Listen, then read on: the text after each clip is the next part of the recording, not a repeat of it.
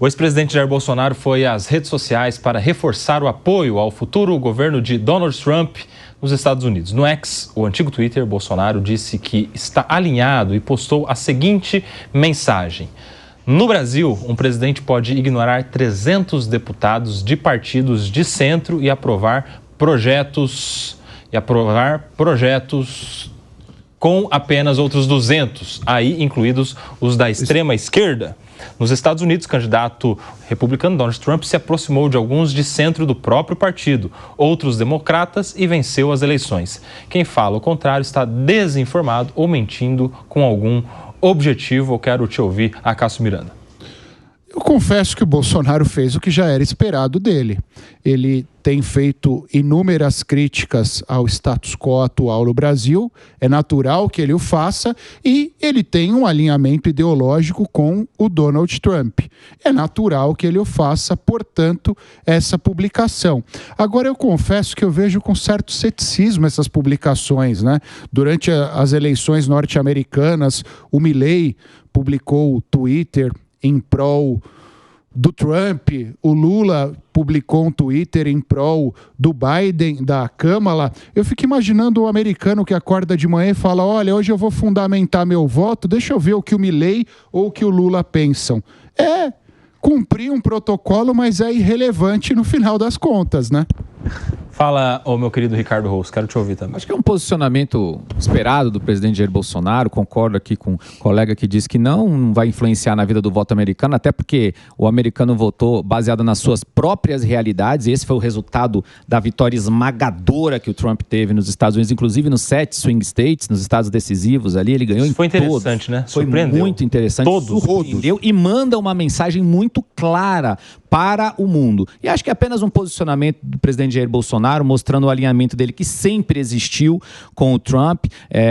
O Eduardo Bolsonaro, inclusive filho do Jair, é muito próximo do presidente, esteve lá acompanhando em Mar-a-Lago a apuração das eleições, a vitória do Trump, enfim. Tem muito alinhamento entre Bolsonaro e Trump, entre Eduardo Bolsonaro e Trump, e o Milley também, que é presidente da Argentina. Só complementando, o próprio PL criou um cargo que não existe em nenhum outro partido, para o Eduardo Bolsonaro, criando um escritório, não vou falar o local, mas criando um escritório para o Eduardo Miami Bolsonaro. Beach, pode falar. Miami me deixou uma certa estranheza, entendeu? Criar um escritório em Miami. Vai trabalhar muito. Em Nova York, em outro lugar, mas tudo mais brasileiro. Em Washington, né? Mas criou esse cargo demonstrando essa proximidade e essa relação que existe entre a família Bolsonaro, o Bolsonaro e Donald Trump. E esse Twitter é só para reforçar e registrar a narrativa da família.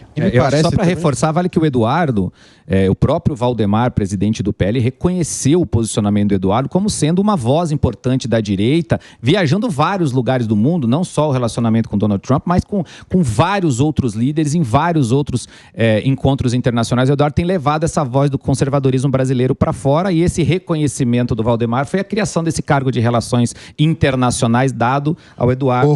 Pode abrir um escritório. Deixa eu jogar uma pimenta, Holtz. Será que ele está reconhecendo o Eduardo nesse papel, ou ele está feliz com o Eduardo longe e não dando trabalho aqui? Você vê que na família, né? Me parece que o Eduardo é o sucessor. Ele está na frente dos demais, me parece que ele está como sucessor. Mas o que eu vejo aí do Bolsonaro postando isso é no sentido que ele tem recebido muitas críticas pelo apoio ao Alcolumbre, pelo apoio ao Hugo Mota, porque você tem que fazer essa composição que, felizmente ou infelizmente, é o natural da política. Ele tem sido muito cobrado por conta disso, porque você precisa desses espaços nas tais comissões no Senado e na Câmara, e para isso você precisa apoiar gente que nem sempre está caminhando com as suas pautas, principalmente como o caso do Alcolumbre, que barrou diversas pautas quando era presidente do Senado lá com o Jair Bolsonaro. Então vejo que é mais nesse sentido. Agora, a direita vai ser criticada, vai ser elogiada, faz parte do jogo. O que eu vejo é que tem um grupo na direita que é uma espécie, é o purismo, né? Você não pode falar um A contra alguma decisão do Bolsonaro, enfim, que você já está excluído do grupo. Isso tem sido muito prejudicial para a própria direita, até porque as pessoas têm interesses diferentes, ideias diferentes. Vide aqui, quando a gente falou do Pablo Marçal, o que ele encampar o discurso que era do Jair Bolsonaro balançou o jogo político em definitivo. Tem essa, né, Guilherme Mendes? Como é que você vê? Lamentável, vou falar o quê? Lamentável? Por quê? Cássio, isso não muda nada. concordo que a questão é muito mais interna do que externa. O presidente Donald Trump ele está preocupado com o Jair Bolsonaro, com o Brasil. Aliás, no programa de governo, no caso da Kamala, não havia uma linha sequer falando da América Latina. Uma linha. Não é nem falando do Brasil, nem da Argentina. Nunca foi um tema prioritário. Nunca foi um tema prioritário para nenhum governante americano e não vai ser agora também para o Donald Trump.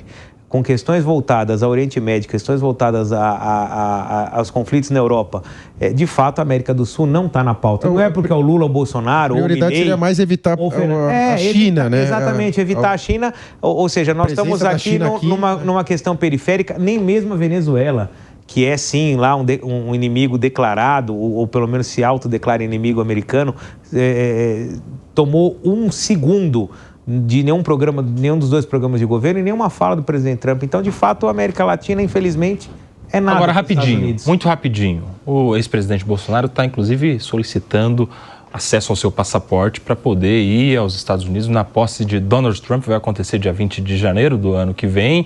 E há muita expectativa do que será desta relação Bolsonaro e Trump. Muitas pessoas, muito otimistas até, acreditam que isso possa influenciar na reversão da sua inelegibilidade, na volta de Bolsonaro à presidência da República, assim como aconteceu com o próprio Donald Trump, que respondeu às suas ações na justiça e lá deu a volta por cima. Como é que vocês veem esta relação?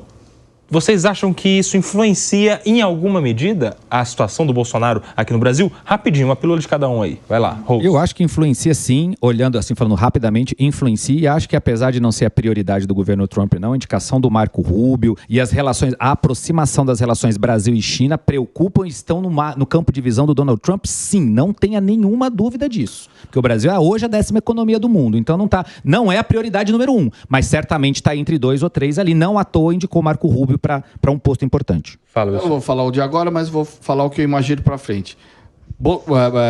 Donald Trump vai forçar a relação, vai melhorar a relação dos Estados Unidos com a Argentina, demonstrando o prejuízo que o país tem hoje de ter um país que não está alinhado com a economia ou com a ideologia do Donald Trump, do presidente Trump dos Estados Unidos, e forçando um pouco um sentimento que a direita tem que voltar ao poder, coisa que eu acredito. Vai usar então a Argentina como o paradigma, né? Olha o exemplo, olha o que está acontecendo aqui na relação com o Milei para influenciar no Brasil. É isso. E você? Concordo com o Ilcinho Pedroso. Eu acho que ele vai fomentar essa relação comercial com a Argentina para que a Argentina sirva não só de ponto focal na América do Sul, mas de espelho de desenvolvimento na América do Sul, mostrando que essas relações com os Estados Unidos são positivas e indiretamente que um governo de direita é positivo em detrimento a um governo de esquerda. Agora, mudar a inelegibilidade no Supremo, essas coisas, tem que achar que a gente é uma república de bananas para achar que esse tipo de influência vai acontecer. Fala, Bellucci. Eu acho que a inelegibilidade está muito difícil da reversão também por conta do quadro, né, dos ministros, até porque se for uma decisão via TSE, se recorre ao STF, né, que o STF, CNJ, tudo são as mesmas pessoas que mandam. Então acho que pode ter uma influência mais de mídia e tal, mas infelizmente eu não acredito na inelegibilidade nesse momento. Agora é importante que o Bolsonaro se mantenha como candidato, como player, porque ele é o grande nome da direita. E todos os quadros que o Trump já indicou, a grande maioria até agora, sabem as questões que passaram aqui no Brasil, de restrições de liberdade de expressão, entre outras coisas, confisco de bens do Elon Musk, e o próprio Elon Musk, que vai integrar o governo, sabe bem o que passou aqui no Brasil. E aí, Guilherme Mendes, para fechar? Acho que eles querem ser mais amigo do Trump do que o Trump quer ser amigo deles. De fato, acho que esses dois nomes que nós estamos falando aqui, Milei e Bolsonaro, dentro da política externa americana, não significam absolutamente nada. Ao contrário, para Milei e para Bolsonaro, é muito bom vender uma certa proximidade, uma certa amizade com um líder que teve uma vitória cachapante e que, sem dúvida, é um norte para essa nova direita que vem vindo. Não concordo? Não concordo. Se quisesse, venderia a relação se o Eduardo Bolsonaro tivesse acompanhado as eleições, o resultado das eleições aqui de São Paulo. Ele acompanhou junto com o Donald Trump. Existe uma relação real entre eles, uma relação de afinidade, de proximidade. Senão, Eduardo Bolsonaro não Milei estava junto com ele.